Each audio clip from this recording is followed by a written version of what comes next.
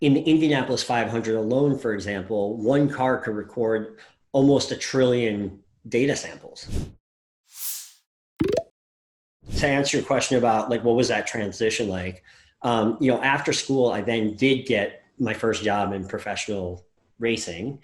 And these cars are pretty insane in the sense that each one has like 80 to 90 sensors on them that are measuring at very high sampling frequencies or sampling rates.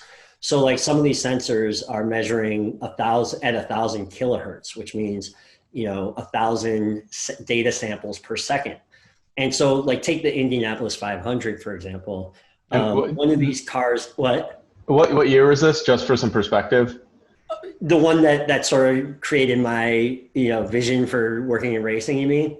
Well, yeah. That was So I think the interesting thing is you're talking about huge volumes of data, huge. probably quite a while ago, which makes it even proportionally larger because the systems were not as advanced, right? Yeah, I mean, so my first year in racing, in IndyCar racing, at the time it was called Champ Car because there was, like, think of it as if the NFL stopped being just one professional football league and became two professional leagues. There was a big split at one point in time in IndyCar racing, and then it came back together in 2008. But anyway, my first year in the industry was in 2004. So compared to today, yes, technology's come a long way, and data storage and computing ability in terms of equipment and hardware has come a long way. But the systems on these cars were advanced enough to be able to capture and log huge amounts of Yeah. data. But not only that, transmit that data over radio frequency or like satellite uplink through telemetry. So you can analyze the data real time on the fly, via telemetry where you have like computer monitors, a bunch of them, you're watching real time data traces and metrics and things. But then you can also, the cars are recording all this data and you could do sort of a data dump at a much higher fidelity in terms of data samples, and then analyze offline the data.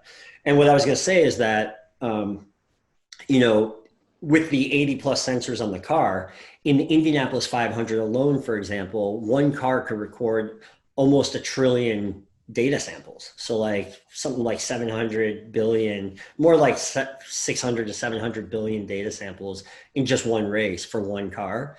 And so it really is massive data. And also the one other thing I'll say is, at the time, it was also basically IoT before anyone was using the term Internet of Things or IoT, because really IoT is about connected devices. It's about like sensors and things that measure lots of data through sensing different kinds of sensors. And then, connecting those measurements and those data sources to the cloud or whatever, the internet, so that you can then analyze the data either in real time or otherwise. And so in these race cars, that's really what it was all about, just huge amounts of data being collected by sensors. Some of it was transmitted over the wire via telemetry, but at the end of the day, it was all about analyzing data. And so the transition at that point, once I was in pro racing, was very fast because, at the end of the day, as you know, given your sort of experience in sports, professional sports, the way you win and become a champion is all through competitive advantage, right? And in racing, unlike maybe, and also in other sports, but in racing, because it's so heavily dependent on the driver, but also engineering of the race car and making sure the car is set up as perfectly as possible. It's all about the data. And so the competitive advantage really comes from out engineering your competitors, as well as having a better driver if you can have one. But it's all about using that data as quickly as possible, as efficiently and most effectively as possible to generate competitive advantage and win.